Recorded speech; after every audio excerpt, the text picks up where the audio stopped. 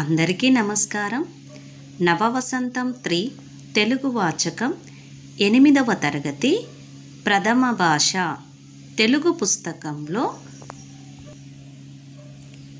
త్యాగనిరతి పాఠంలో పదజాల వినియోగం గురించి నేర్చుకున్నాం. ఇప్పుడు భాషను గురించి తెలుసుకుందాం.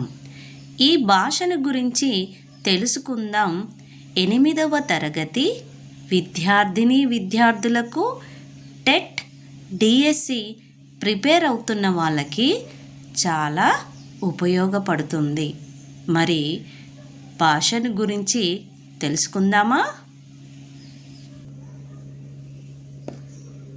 భాషను గురించి తెలుసుకుందాం. ముందుగా క్రింది వాక్యాలను చదవండి. అవి ఎటువంటి వాక్యాలో గుర్తించి జతపరచండి.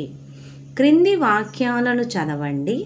అవి ఎటువంటి వాక్యాలో గుర్తించి జతపరచండి.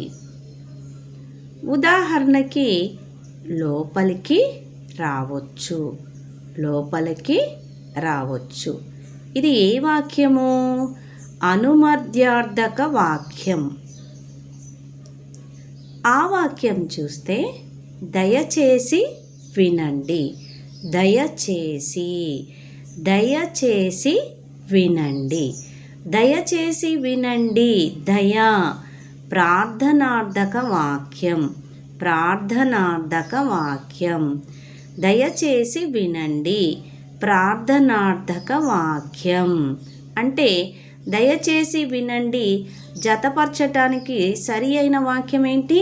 ప్రార్థనార్థక వాక్యం. అందుకే మనం ఇక్కడ 4 వేసి గుర్తించాం.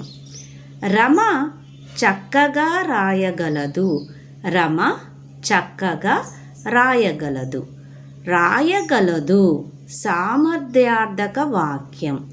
రాయగలదు సామర్థ్యార్థక వాక్యం. అందుకే మనం ఇక్కడ 3 సంఖ్య వేశాం.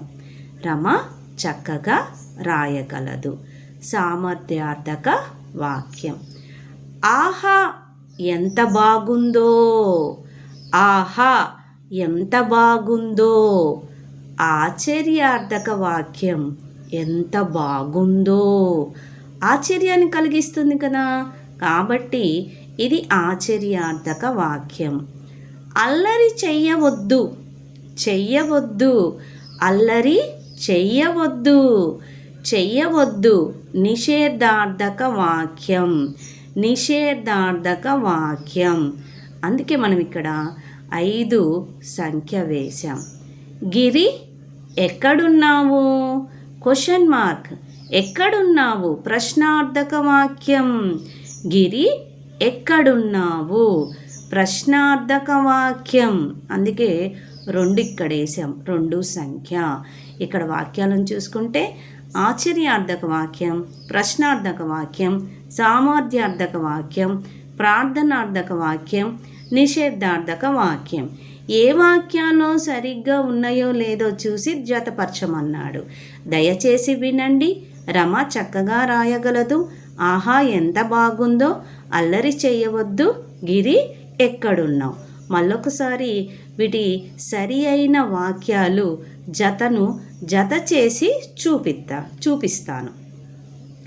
దయచేసి వినండి ప్రార్థనార్థక వాక్యం. దయచేసి ప్రార్థనార్థక వాక్యం. సంఖ్య 4.